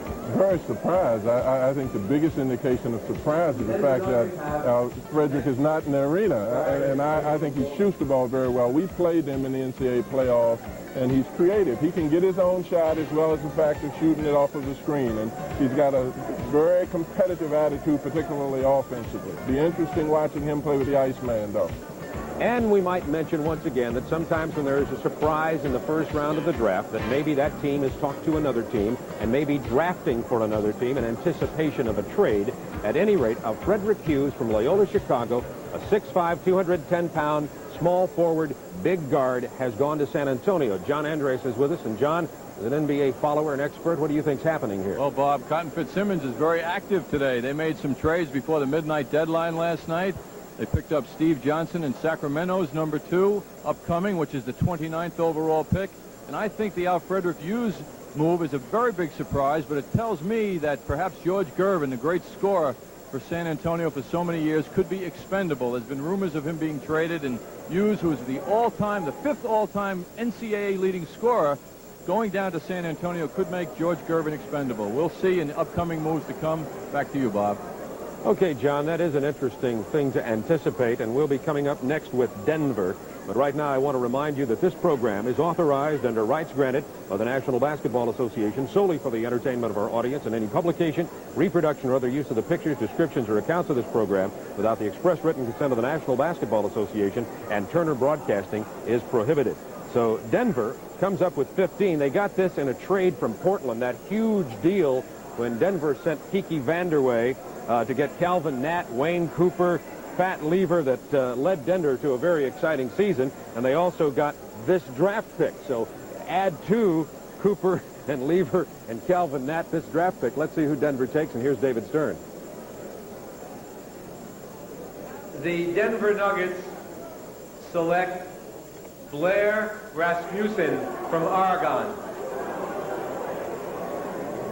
Blair Rasmussen is with the 15th pick in the 1985 NBA Draft, the Denver Nuggets selected Blair Rasmussen out of the University of Oregon. And Blair Rasmussen, a little bit of a surprise to Denver, but of course Dan Issel has retired, and they need the big guy too, Coach Thompson. Well, from what I hear about this kid, he can shoot the basketball very well inside, and again, it's very difficult. You build your team from the inside out, and if you got a 7-foot center who can play, you take him. And, They say he can play basketball. He played well, shot the ball well in Hawaii. He's one of these players who is, I don't know if you'd call him a project center, but he's not a guy that you can say is going to walk right in and be a center at Denver. Well, I always tell my assistants, if you're going to make a mistake in basketball, you make big mistakes. You don't make little mistakes. And if you get a 7-footer, you know, you can afford to have a project. But don't bring me a 6'1" guard and tell me he's a project. He better be able to play right away, Bob. You know, a coaching friend of mine, Cotton Fitzsimmons, told me years ago, he said, Bob, a 6'1" guard may have good days and bad days, but a 7-foot center is always a 7-foot center. And I think this game has become really a big game. Marty Blake, you and I were talking to earlier. Marty Blake said anytime you've got the big guys, you have to go for them. You got to try to keep them. You can't have enough. He said many times in his history with the St. Louis Hawks and the Atlanta Hawks, when the Hawks lost, it was because big guys went down and you can't have too many. That's what Denver elected to do. And let's go now to Rick Barry and Blair Rasmussen. Well, we got Rick here with Marty Blake, not quite the size of Blair Rasmussen, Marty. And I wanted to ask you, after 31 straight drafts now, your impressions thus far. Well, I think there's some surprises, and I think, Rick, it was triggered on some deals that were made yesterday. San Antonio traded Gene Banks to Chicago. It opened up the need for a small forward. They took out Frederick Hughes. Washington traded Greg Barrett to Golden State. They needed a small forward, and so consequently, they took Kenny Green, who was an undergraduate applicant from Wake Forest. Kenny was probably one of the 2 or 3 best players at the NBA special camp in Chicago, and went ahead of a lot of players that didn't want to go for some reason or not. And I think if there's anybody that slipped a few spots in the draft, I think it's Sam Vincent and some of the other guards. I think Dallas is now somewhat in a quandary. They were tabbing Joe Dumars as their pick, and now you have Dumars, who I think is going to be a star in the league, Sam Vincent, and a number of other small guards available. So the Dallas Mavericks, by sitting back and waiting, are going to come up with 2 very good picks. Well, you also mentioned before the draft and talking with you that you really feel this is a very light year for point guards. I don't think there is a true point guard in the draft except Kenny Patterson, and he probably won't go to the 2nd or 3rd round. People say, well, Sam Vincent is a point guard because he's only 6'1" or 2. I think he's got some point guard tendencies, but next year, the draft of '86, there are 6 potential first-round point guards. This is not a year for point guards, but there'll be at least 5 guards, and Alfredrick Hughes is a swingman who now will go in the 1st round. How many games do you see a year in doing your scouting? Well, we probably see 150. I'm involved in a lot of postseason tournaments, the Aloha Classic, the Portsmouth Invitational. I helped put on the Hall of Fame game in Indianapolis. So, actually, there is one thing. We go to Kansas City for the NAIA, which is a great small college tournament, and we watch 24 games in 3 days. So that adds to it. I see all the good players. I probably see 150, but this is more of a labor of love than a job. And you know, you've been involved in basketball almost as long as I have. Yes, it's been a lot of fun, and we thank you, and we'll be back to you maybe later with some more comments and see what's happening. Let's go back to Bob Neal and John Thompson. And there's the view at the Felt Forum here at Madison Square Garden in New York, and it's time for Dallas now to get... Dallas has 3 first-round picks, and they get the next 2 picks. As you look at the Dallas table, picks number 16 and 17, Dallas desperately needs a center. They also need a point guard. Let's see who they take. Here's David Stern. The Dallas Mavericks select Bill Winnington of St. John's. Bill Winnington, the big man that Dallas looks for. Bill Winnington is also one of the players that John Thompson knows very well, because you've had an opportunity to see him, of course, from St. John's. Bill Winnington, 6'11 and a half, 243 pounds. His hometown is here in Wheatley Heights area, New York. And John Thompson, how quickly... With the 17th pick in the 1985 NBA draft, the Dallas Mavericks selected Bill Winnington out of St. John's University, and this was the 2nd player in this draft to come out of St. John's University. With that, this was the Dallas Mavericks' 2nd first-round pick in this draft. They had 3 first-round picks in this draft. Talk about draft capital. Now, the Dallas Mavericks earlier had the 8th pick in this draft, which they selected Detlef Schrempf with. Now, with the 16th pick, in the 1985 NBA draft, the Dallas Mavericks selected Bill Winnington, and now they have the next pick in this draft, having 2 consecutive first-round picks in this draft, in total having 3 first-round picks in this draft, 1 in the top 10 of this draft, and 3 in the top 20 of this draft, but 2 consecutively in a row. Huge for this draft, and the Dallas Mavericks had so much draft capital in this draft. The Dallas Mavericks also had the next pick in this draft. I'm a little partial to it, but I think he'll do well. And the thing I said about Bill that I like is the fact that his game is on the upswing. Every year I've seen a gradual improvement in him, and I think he'll be an outstanding professional player. With all these first-round picks coming out of the Big East, you see why they were so strong last year. Let's go to Rick Barry now. Well, not a lot of nice comments coming from John Thompson towards you, Bill. What do you feel you need to do to be able to make it in the pro game in the center position? Right now, I feel I just have to put on a little bit of weight, get some upper body strength. I feel I have good quickness and a decent shot from 15 and in. Well, you weigh 250, and you want to put on more? No, I weigh 240 right now. I got to weigh 250. How do you feel about going to Dallas? I personally feel that this could be a marvelous opportunity for you. They need a center badly. They would love to put Perkins at the big forward position. You could break into the starting lineup. I think I can. It's going to be a good opportunity for me, and I feel with Detlef coming on, the two of us could really do a job for him. Now, your game has steadily improved over the years at St. John's. Louis Carnesecca, old coach of mine and a buddy, has said that he feels you will make an outstanding pro, and he's impressed by that. Is this something that you've been really working on, different areas of the game each year? Well, if I can help, I'm going to keep on improving as long as I play, and hopefully after a long career, I'll be a great player. Well, good luck to you. I think you'll love Dallas, and Dick Motto will love to have you. Thank you very much. Let's go back now to John Andres. Okay, Rick, I'm wondering why Dick Mata and his staff were up watching a USBL basketball league game last Thursday night. Manute Bol, a 7'7" plus young man from Division II Bridgeport, is the subject of the next speculation. Draft round pick number 17.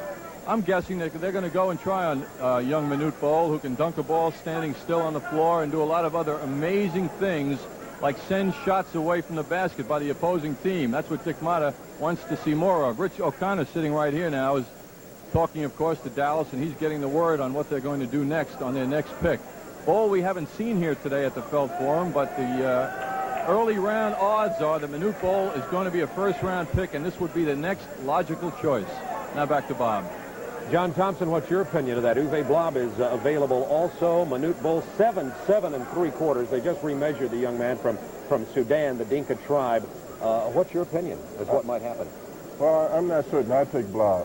I think I have to take a player that's proven, that's played in the Big Ten, that's played under Bobby Knight and received a lot of coaching. Again, I think big mistakes, as I've said, are better than small mistakes. However, I think that it's just a lot of a gamble. I haven't seen the kid play, and when you're in this business, you can make comments without having seen people play. I love it. Nice part of television, isn't it? Nice part of being a member of the media. We don't know if we win or lose. There's no score at the end of this either. By the way, I'm enjoying working with you. I hope you're having a good time today. I am. I'm enjoying it very much so. I wanted to say I disagree with Bill Winnington about the weight, too. Too many of these kids are caught up on, the man weighs 250 or 240, and he's talking about he needs to gain weight. You know, I think it's more important to be quick and more important to deal with the game than to worry about gaining weight. With age comes weight. Now, I think a lot of young kids have to be careful of that. They see pro ball and think of the physical aspects and talk about weight. That's wrong, I think. Let's go now to see what Dallas is going to do with their third pick in the first round. Here's David Stern. The Dallas Mavericks select Uwe Blab of Indiana University. With the 17th pick in the 1985 NBA draft, the Dallas Mavericks selected Uwe Blab out of the University of Indiana. And this was the Dallas Mavericks' last first-round pick in this 1985 NBA draft, having 3 first-round picks in this 1985 NBA draft. Just huge for the Dallas Mavericks here. Championship in Effingham, Illinois. And he played against Russell Cross, as a matter of fact, in a tournament there against the Chicago's Manly Tech. And Uwe Blab is a tough, good basketball player. Your further opinions on him? Well, have you ever heard Bobby Knight give out compliments easily? Twice, I think. Well, when he says somebody works hard, I tend to believe that they work hard. And I definitely feel that I'd have to go with a kid that's been in the program and been in the competitive league. And I think this kid is a good basketball player. Shoots a hook shot going into the middle, and that's what I like. I saw him in the Olympic Games, and he played well. Pro projection backup center. Of course, Dallas now is going to have an opportunity to have some young men go in there and battle. Winnington, who could play power forward too, and you've got a big guy coming in there like Uwe Blab. Dallas may have gotten well here today. Remember earlier, Dallas got Detlef Schrempf. They've done a good job with their 3 picks, I think, in the minds of most NBA people. We'll be back in just a moment.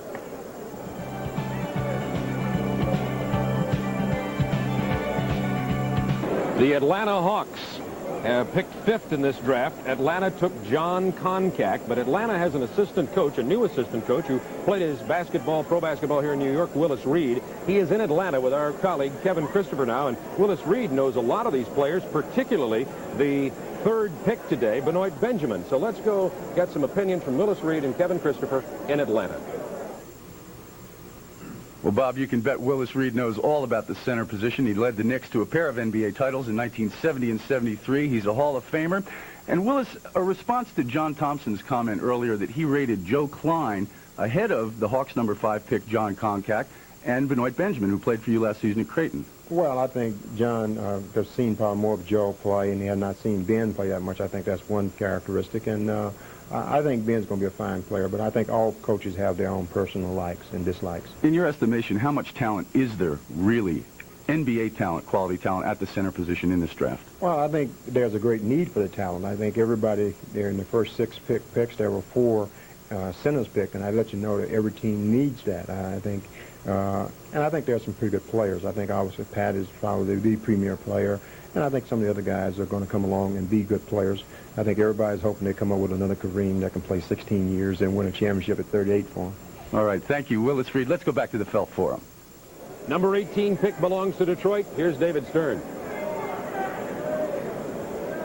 The Detroit Pistons select Joe Dumars of McNeese State. There is Joe Dumars. He is projected as a point guard, 6'3", 200 pounds, and a lot of people compare him... With the 18th pick in the 1985 NBA draft, the Detroit Pistons selected Joe Dumars out of McNeese State University. Pick and the first small guard, point guard type player to go. John Thompson, your feelings about him? Well, from what I've heard, he's just an outstanding shooter, and McNeese State it has an outstanding basketball program. I think now what is happening is we're now starting to get into the unpredictable picks, and a lot of people are going to be surprised. I heard somebody say he was a better shooter than Tony, and if he's better than Tony, he can shoot the basketball. He's not shooting hope at the basket. And of course, Indiana has a pretty darn good point guard already, or I should say Detroit has a pretty darn good point guard already, so Dumars may get a look as a big guard. Let's just find out, and let's go to Rick Barry now. Rick? Hey, Joe, congratulations. You're going to get an opportunity to go to a team that has another great guard on it, Isaiah Thomas. Are you looking forward to getting a chance to play with him? Yeah, I'm looking forward to getting a chance to play with Isaiah. He's a great guard, and I think there's a lot that I can learn from him. Now, they talked about you being a point guard. Of course, with Isaiah there, I think you may have to make a little move over to the shooting guard position, but I think you might be able to handle that quite well. They say you're a great shooter. How do you feel you could adjust to playing that role? I think I can make the adjustment. It doesn't matter, really, if I play the point or the off guard. I'm used to playing the off guard as well as the point guard, so I think I can make the adjustment. Now, you've been compared to a great guard in the NBA for the Philadelphia 76ers, Andrew Toney. Did you pattern your game after Toney's style, or is there any player that you grew up idolizing? Not really. I didn't pattern my game after Andrew. It just happened that he played ball in the same area that I did, and we were both guards, so I think that's where the comparison started. Well, I want to ask one question. You have 4 brothers who were big high school football stars, and the coaches down there tried to get you to quit basketball. Why did you stick with basketball? I just got more enjoyment out of the game of basketball. I enjoy playing it better than football, and I'm just, just happy right now. Well, it certainly paid off for you. Welcome to the NBA. Let's go back to Bob Neal now.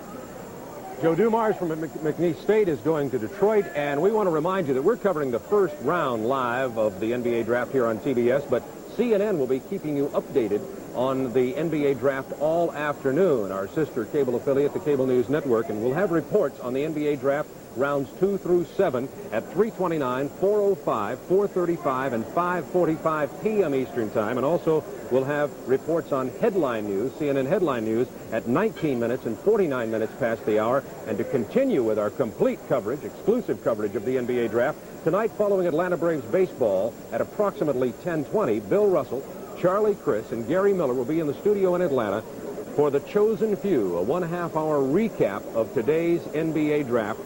Rounds 1 through 7. Taking a look at Patrick Ewing of the Knicks to the last player selected. So that'll be on tonight at 10:20, and CNN will update you all afternoon. Now, the next round coming up in the draft is Houston. They will be picking 19. But, Coach Thompson, before we go to that, I just want to go back to something. Uwe Blab was projected on our screen, we said, as a backup center. Does that have any personal feeling to you as a as a projection for a pro? Well, I always have some concern about projections, including my own, to tell you the truth. Were you But projected the thing that I laughed about, and I was projected as a backup center, and I was. But the thing that I laughed about that, and ironically Willis came on the screen right after it, is that Willis Reed was selected second in the draft. So I was wondering, and he was one of the all-time great NBA basketball players. So I was wondering whether he was projected also. I think these projections are fine, but the great thing about it is that these kids have an opportunity to do it on a basketball court. Blob is a good player, and I don't think he projects himself as a backup center. Let's go to David Stern now, the next pick. The Houston Rockets select Steve Harris of Tulsa. Steve Harris is a 6'5", 195-pound... With the 19th pick in the 1985 NBA draft, the Houston Rockets selected Steve Harris out of the University of Tulsa.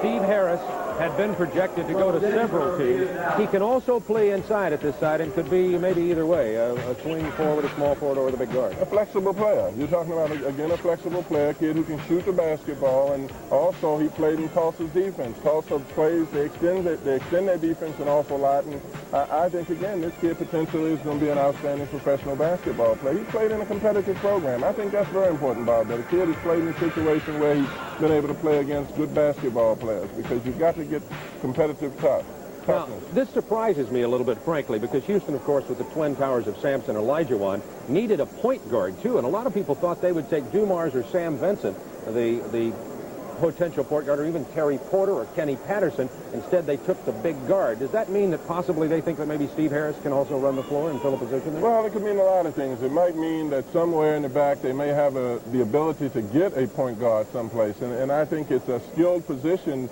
the point guard position, but certainly it's very difficult to get an outstanding shooter. When you have that kind of size that Houston has inside, it's very important to have people on the perimeter who can open it up, and I think Harris definitely is capable of doing that. So you never can tell, Bob. In the next few days, they may have an opportunity to get somebody, and John Lucas, if he gets himself straight, is an outstanding point guard. Now, we have completed 19 rounds of this 1985 NBA draft. It's been a long time, it seems like, since the Knicks said we select Patrick Ewing. So in case you joined us late or aren't up to date on the entire selection so far today, let's just recap them for you. Ewing, Tisdale, Benjamin, Daniel, Concact, Klein, Mullen, Shrimp, everybody projected that they would go in about that order to those teams, New York down through Dallas. But then when the number 9 pick came around, things started changing a little, and the mix-up started, and the trade talk started, and the fun part has started. Oakley went to Cleveland as a surprise. Most people think that Cleveland may be preparing to trade their number 9 pick of Oakley to Chicago at number 11 for Keith Lee. Pinckney went to Phoenix. As John Thompson said, goodbye, Eddie. Glad to see him out of the Big East. Wished him luck in the pros. Kenny Green out of ACC Wake Forest went to Washington. Karl Malone to Utah. Very emotional moment when Malone was selected. He said he thanked God that his hard work had paid off. And then Alfrederick Hughes went to San Antonio, Rasmussen to Denver, Bill Winnington to Dallas on their 16th pick. They came right back with another big man and took Uwe Blob from Indiana. And then Joe Dumars went to Detroit, Steve Harris to Houston. So those are the picks 1 through 19. So we're just about ready now to go to the next pick, and it'll be interesting, as always, with Boston. And let's get some comments now before we go to that from John Andreas. Thank you, Bob. Carolyn, you're very happy. I know right now your son, Benoit Benjamin, is the property of the Los Angeles Clippers. Welcome to New York. Thank you. I'm very proud for Benoit, and I know he'll do very well if he works hard. Are you going to plan to move to Los Angeles? No, I have no intentions. I plan to visit him quite often, but not to move. Okay, a very happy mother, Mrs. Benjamin. Larry Fleischer, Executive Counsel of the NBA Players Association. Are things going along as predicted, do you feel? Well, I think the draft has been very exciting. I think the fans like it, and I think there have been some great players chosen early this year. Who do you like for Boston and Milwaukee coming up next? What do you think they're going to do? I think Boston's the next pick could be very interesting. They may go for a surprise in Manute Bol. I don't know. Milwaukee has talked about Manute, and that's something we'll have to see. Larry, NBA basketball has to be at an all-time high right now. I know you representing the players have to feel good about how things are going. It's been a terrific few months, John. The combination of our salary and wage agreement, our excellent draft, and then the great playoffs have made this year probably the most exciting in the NBA for the last 10. Okay, thanks, Larry Fleischer. Let's now go back to Bob Neal. Boston traded places in the first round with Portland to get the number 20 pick. Let's find out who the Boston Celtics are going to take now. And here, once again, is the commissioner of the NBA, David Stern. The Boston Celtics select Sam Vincent of Michigan State. There is Sam Vincent. We thought he With the 20th pick in the 1985 NBA draft, the Boston Celtics selected Sam Vincent out of Michigan State University. Several times, and even when he was a sophomore, he looked like one of those heady basketball players who came there to win. What's your feeling about him? Well, I think he's an outstanding player. Sometimes I have great difficulty in distinguishing what a point guard and a second guard is. I think Sam thinks shoot and then thinks pass. I think he has the ability to play the point guard position, to dribble and to set up players. But mentally, I think he's more of a shooter than he is a point guard, and I think that that's what the Celtics need. They need perimeter players. I think sometimes we get caught up a little bit too much in whether a person is one or two. Most of these athletes have the skills to play both positions. Great playmaking skills for Sam Vincent, and of course he's already, as you see on our graphic there, got his Boston Celtics logo by his picture. Anybody's got to be happy to go to Boston. Were you happy?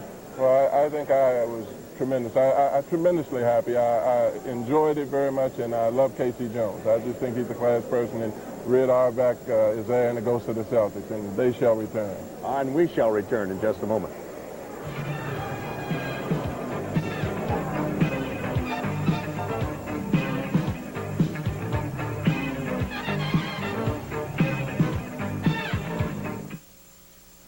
Could Hager make suits that even begin to rival these fine British tailors? Let's compare. Both demand rich wool blend fabrics. Meticulous tailoring. Are coming up next. They will be the 21st team to pick in the 1985 draft. And let's go to Commissioner Stern now to see who Philadelphia is going to select.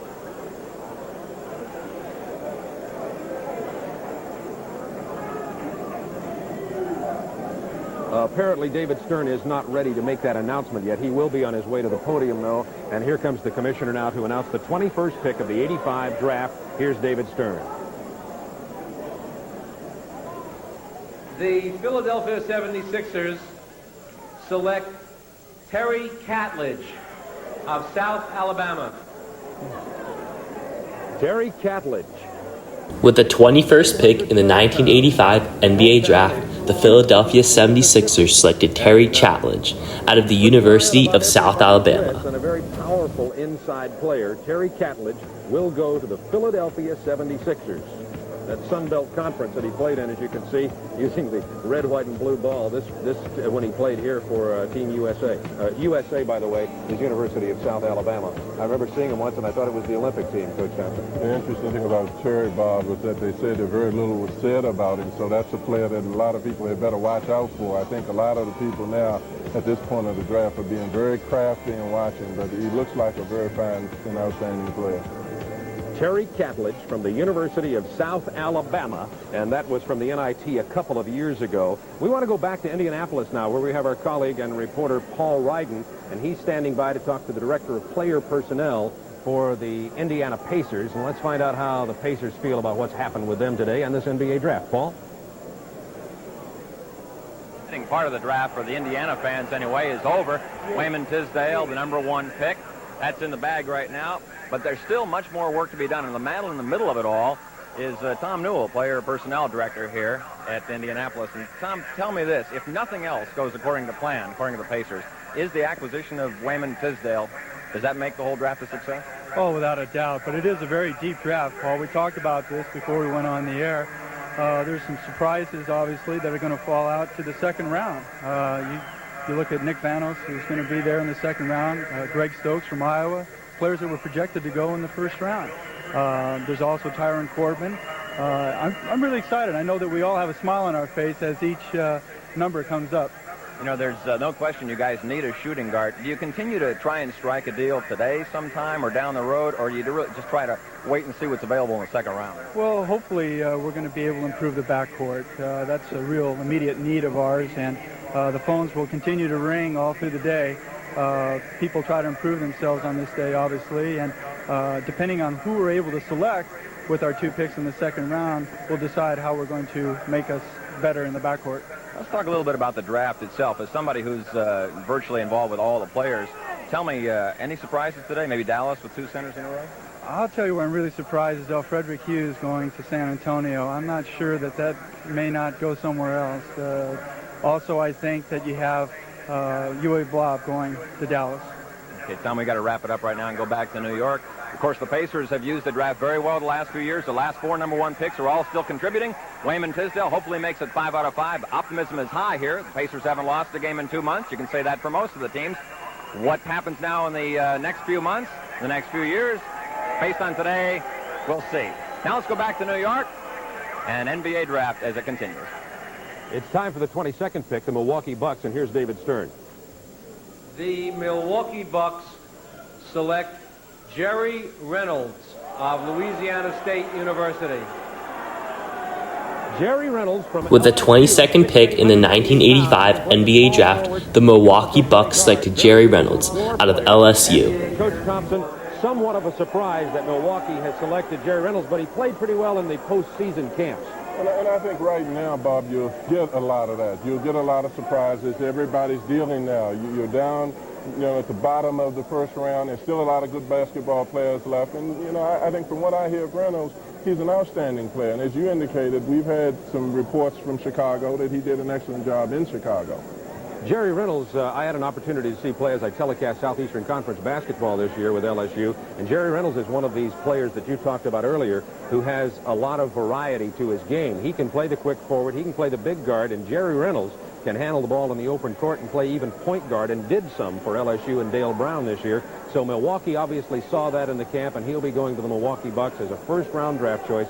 Jerry Reynolds to Milwaukee, and that's a little bit of a surprise. He is an undergraduate. His hometown is Brooklyn, New York, and we're going to continue with pick 23. By the way, there are 24 rounds, 24 picks in the first round, and 23 teams. That's because Cleveland bought an extra pick in a special exception by the NBA, so there are 24 picks, even though there are 23 teams in the first round.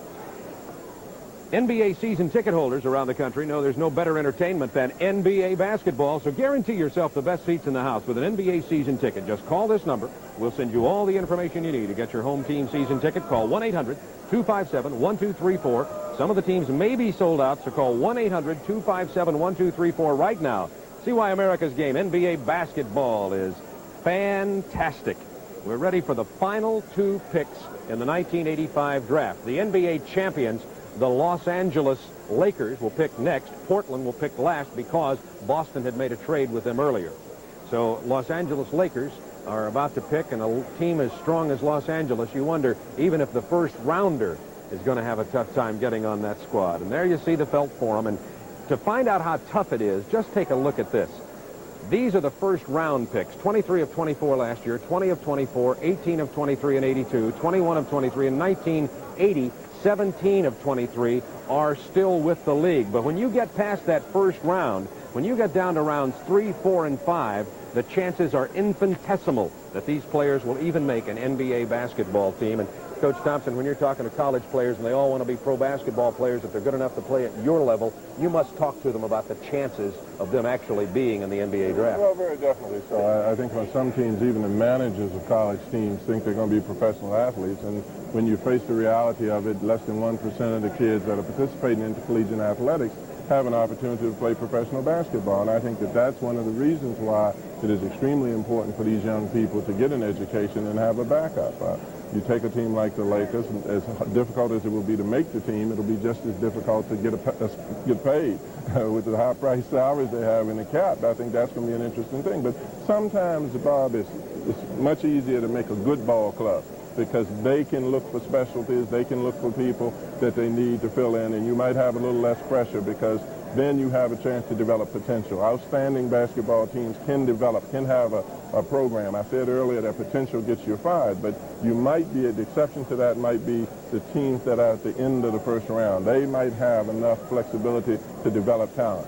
We're going to see what the Los Angeles Lakers do in just a moment. They're next up in the draft, but right now let's check in with Rick Barry. Rick?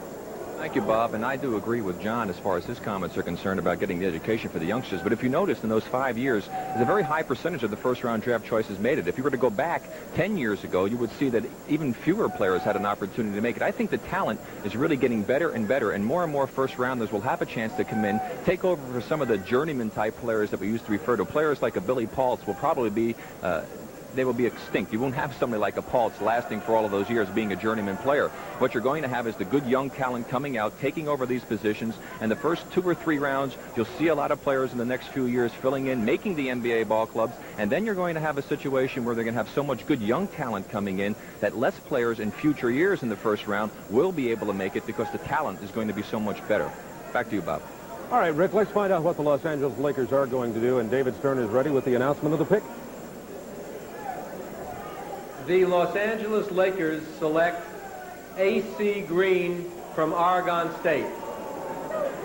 A.C. Green is a power forward. With the 23rd pick in the 1985 NBA draft, the Los Angeles Lakers selected A.C. Green out of Oregon State University. We have one more selection to go, Portland, but A.C. Green has gone to the Los Angeles Lakers as we take a look at A.C. with the Patrick Ewing T-shirt. AC is an outstanding player. I've seen him play several times. We had an opportunity to play against him when Patrick was a freshman at Georgetown in the Western Regionals, and I think he's a kid that runs the floor extremely well, and I think that's one thing that you have to do to play with the Lakers because of their transition game. And he's also a West Coast kid, which is important to them as far as the interest of the fans, and I think he'll be an outstanding addition to the team. I think the folks watching on the West Coast know that A.C. Green was the Pac-10 Player of the Year, and they've projected him as a small forward, but he could probably go either way, as we understand from scout Marty Blake. And A.C. Green was Pac-10 Player of the Year. You might not have seen him much in the East Coast, but as John Thompson just told you, the Lakers seem to like him. Let's go to Rick Barry and Marty Blake now. Rick? Okay, Marty, in your opinion, who's helped themselves so far in the draft, and who perhaps may have taken a little risk? Well, I don't know if there's any risk. I think Boston certainly helped themselves because of some moves that were made over the last 24 hours. San Antonio traded Gene Banks as small forward, got Al Frederick Hughes as small forward. Washington traded Greg Ballard as small forward, as they wound up with Kenny Green, who was one of the best players in the Chicago camp, as small forward. And Boston, not expecting to get a player perhaps of the quality of Sam Vincent because of the proliferation of the big men, Rick, boy, they wound up with a heck of a player at a position in which they feel they need help. Dallas, they've been talking for years, get us big people. They got big people. They got Weddington. They got Detlef Shrimp. They got Uwe Blob. Oddly enough, they've got what one newspaper wag said, 3 foreigners. Of course, Weddington, having been a member of the Canadian national team, and Shrimp and Blob, members of the German Olympic team. I think they're very good players. I think everybody has helped themselves. If there is a surprise, as usual, it was Milwaukee, and they picked Jerry Reynolds, another undergraduate, a player who I think can play the point guard. I think he has some point guard tendencies, and I think he's going to be a very, very good player. And he probably was one of the few potential big point guards in the draft. Any trade rumors that you've heard about? Oh, there's going to be some trades, I think, in the next hour or so. After you go through 2 rounds, I think you're going to see some trades.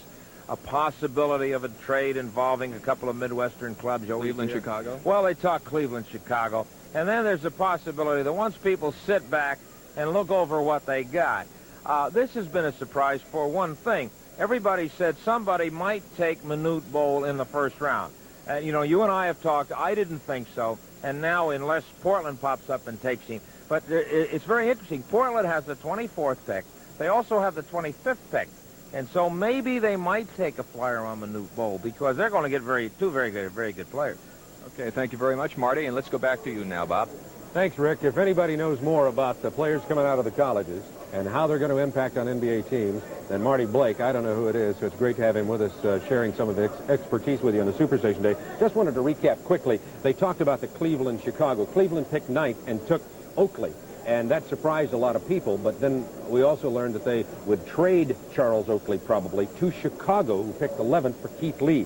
So Lee may end up in Cleveland. Oakley could end up in Chicago. That's the trade that those two fellows were talking about right there. Portland is going to be coming up next, and as Marty Blake said, Portland had the opportunity for 24 and 25. And before Portland makes an announcement, Coach Thompson, I wanted to ask you, you've been kind of watching for Bill Martin, one of your Georgetown players, whether he go first round, early second round. How do you feel about Bill Martin and what might happen with him? Well, I think it's extremely important where you play, particularly, I had some information that maybe L.A. was interested. L.A. is interested in a player like Green, like Martin. You hear late first round, early second round, and I think the most important thing for a player like Billy is to get an opportunity to get on a team, that you have an opportunity to make the team and to play. And I think that Billy is an outstanding basketball player, and I think that you'll find out that he's accustomed to playing with good basketball players and will be able to make a team. So I expect him to go early second round, hopefully. We have one pick left in the first round. It will belong to Portland. We're awaiting the arrival of David Stern to make that announcement. I want to remind you that even after we go off the air here at the Felt Forum with our coverage of the NBA draft, and as you see the clock running down, this is the time limit on the pick. 5 minutes between. Portland will be coming up. We will have recaps and updates of the draft all afternoon on CNN, our sister cable news station, at 3:29, 4:05, 4:35, and 5:45. So you can follow the progress of the draft on CNN all afternoon. And tonight, following the Braves game, TBS will air a draft recap special at about 10:20 following the Atlanta Braves. So you can keep up with not only the first round that we've been covering here live today from the Felt Forum, but the entire NBA draft if you'll stay tuned to the Turner Broadcasting System's cable outlets, either CNN, Headline News, or later tonight, WTBS. So Portland, a lot of people think Portland needs to get a power forward or a center, and a lot of folks thought that Portland might go for AC Green. We have talked also about the fact that Portland, with number 24, will come back with the first pick in the second round in 25. So let's find out just how they do and if they're throwing us any curveballs here, and let's go to David Stern. The Portland Trailblazers select Terry Porter of Wisconsin Stevens Point. Terry Porter. With the 24th pick in the 1985 NBA draft, the Portland Trailblazers selected Terry Porter out of the University of Wisconsin Stevens Point. This was the last pick in the first round of the 1985 NBA draft. This last pick also concludes our video. Once again, thank you all so much for watching our content. It truly does mean a lot. Without all of your support, we would have not have made it this far. And I really want to continue posting draft content for you all. I just want to thank you all so much. This content is for you all to learn and enjoy from, and I just want to thank you all so much once again. We are trying to reach 3,000 subscribers. If you want to subscribe, you can. You do not have to, but if you want to, you can. Once again, thank you all so much for watching. God and the Lord bless. Sports Draft History is out. For Portland. We're going to go to a commercial break right here and come back to wrap up our coverage live from the Felt Forum of the first round of the 1985 draft.